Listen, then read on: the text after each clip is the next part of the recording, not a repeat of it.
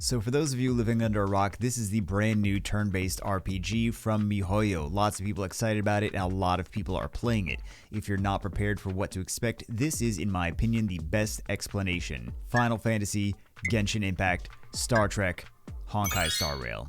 That's the best and most accurate description, I think, considering it really sums up exactly what to expect from this game. Consider this a little kickstart guide to help you know what everything is before you start playing the game, but in Summoner's War terms, which should be easy to understand since they're both turn-based gacha RPG games. First things first, the most exciting thing about Summoner's War for many people are the summons, which are the same as the warps in Honkai Star Rail since you get new friends on your team from summoning those from across the stars using the Astral Express. There is a pity system, so you're guaranteed a Nat 4 in every 10 pull and Nat 5s at a certain rate. There's a beginner banner for new players, and there's also an additional Nat 5 you can get after doing 300 warps, and there's banners to roll on as well. The drawback that I think a lot of you won't like on summons, or warps rather, is that a lot of your summons, like a lot of them, are going to be something called light cones. This is very similar to Epic 7 artifact summons or Genshin Impact weapon summons. In Summoner's War, the summons are all for new units, but let's be honest, 8 out of every 10 summons are food anyway, so consider this similar. Most of the light cones will be filler, but you will need some kind of light cones on your units. Lower star level light cones can be great considering you can actually level them up easily without breaking the bank. That being said, even though most of the summons are light cones, the 1 or 2 summons in every 10 pull that are actually characters are going to be very useful characters for your team. So in Summoner's War, after you get new units, you do a few things to prepare them for battle.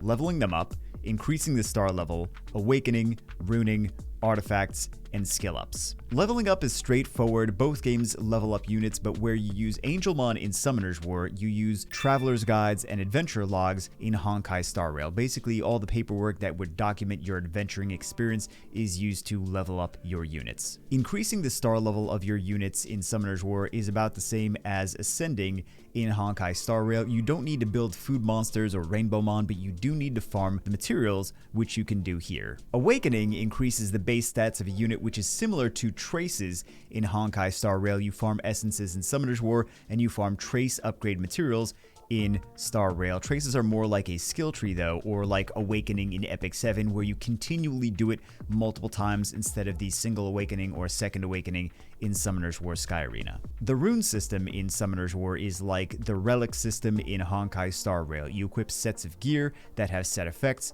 primary stats and substats, and then you level up the gear to increase them. The difference is that in Honkai Star Rail, you need materials like Lost Crystals and Lost Fragments to level up your relics, or you can feed them other lower level relics. Artifacts in Summoner's War are kind of like light cones in Honkai Star Rail, except in my opinion, light cones are a lot more impactful, and they are definitely something that you need. I need to explain this to Summoner's War players because half of you don't even put artifacts on your units. I see you there, don't think I don't know. Also, like relics, you need upgrade materials for your artifacts, which you get from your adventures, but you can also farm for in the Golden Calyx, which are like dungeons. By the way, this is where your dungeons are for the most part. I mean, more dungeons are going to open up as you play through the game, but you can find them here. You're going to be farming a lot of calyxes, but that's okay because you can auto farm these quite easily on double speed and then come back and get the rewards. Skill ups in Summoner's War and Honkai Star Rail work basically the same. Skill ups in Honkai Star Rail are called Eidolons. You'll need dupes of units to skill things up, or in the case of your main character, you can skill them up using the Shadow of Destruction, which can actually be found in, I mean, the Shadow of Destruction is similar to the other skill ups for the other units, but with the main character, you can actually find some of the skill ups in a few item shops from merchants in different areas of the game, so keep your eyes out for those. Also, they do require some different forms of local currency. Speaking of different forms of currency, there's a lot of shops in Summoner's War where you buy things with various currencies. Glory points, medals, guild seals, guild points, glory tokens, ancient coins, etc, etc, etc. In Honkai, these equate to the shops in the store here. Starlight Exchange and Ember's Exchange, where shop currency is acquired from summons, so the more you summon, the more resources you will have for these shops. Consider these kind kind of like ancient crystals. It's not exactly, but it's kind of similar in mechanics. Then we have the contract shop, where there's resources from paid gems, or as they're called here, oneric. I don't know if that's how you actually pronounce the word, but the oneric shop is where you buy the paid gems. Stellar trade is where you can directly buy star rail passes, which are your summon tickets. There's also various currencies in each region of the game that you can use in the shops of that respective region. Your player account level in Summoner's War is equal to the Trailblaze level in Honkai Star Rail. Every time you level up your Trailblaze level, you can go to a character called Pom Pom on the Astral Express for free goodies. If you get stuck at a certain player level, it's intentional, level 20, 30, 40, 50, 60, and 65, you'll have to complete a Trial of Equilibrium before you can level up anymore. It's similar to Genshin Impact, like a lot of this stuff is, but if you haven't played that, just know that you have to complete trials before you can continue to level up. Assignments are kind of like your XP buildings or auto farming. Kind of. You just dispatch units and they come back with resources. I mean, honestly, dispatch is like dispatch, but Summoner's War doesn't really have a dispatch like other games do. Dailies in Summoner's War are just called daily training in Honkai. You can find them here. It's fairly self-explanatory. Summoner's Way in Summoner's War is kind of like the same as the Operation Briefing in Honkai Star Rail, which kind of guides you through early game. That's why you find it in the guide section.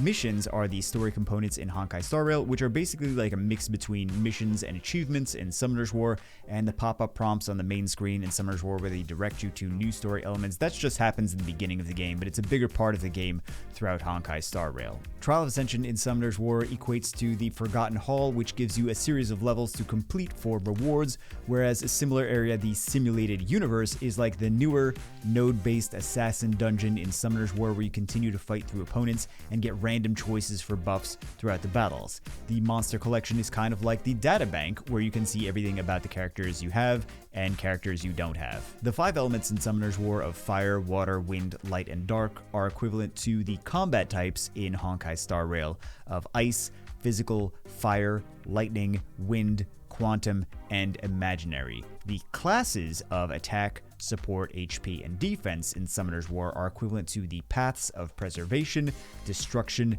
the hunt, erudition, harmony, nihility, and abundance in Honkai Star Rail. Everyone's familiar with energy in Summoner's War. You're constantly refilling it to continue to farm dungeons all day long. Energy in Summoner's War is equivalent to Trailblaze power in Honkai, which is very expensive to replenish, so you should always make sure that it's not maxed so it can continue to regen, but also make sure to not waste it either. It's kind of more like Dimension Hole energy than regular energy. You want to make sure that you use it as efficiently as possible. You can replenish this with either fuel or Stellar Jade. Stellar Jade are basically like crystals, and credits are equivalent to the mana in Summoner's War. I think that's most of the basics, but I also do want to mention one more thing, is that when you're getting into battle with enemy monsters, you should attack them directly with something called a technique instead of just walking right into them. So techniques are like out of battle special attacks that your characters can do. These can start the battle with a very advantageous situation for you if the enemies are damaged and crippled. This is much better than starting the battle at a disadvantage where the enemies ambush you. It's really not like in Summoner's War. There's nothing like it in Summoner's War, but it's something worth mentioning. The longer I take making this, the more I'm going to add. There's a lot more, I'm sure. If you have any thoughts, leave them in the comments so it can help others. That's it for this one. Hope you guys enjoyed it, and I'll see you as always in the next one.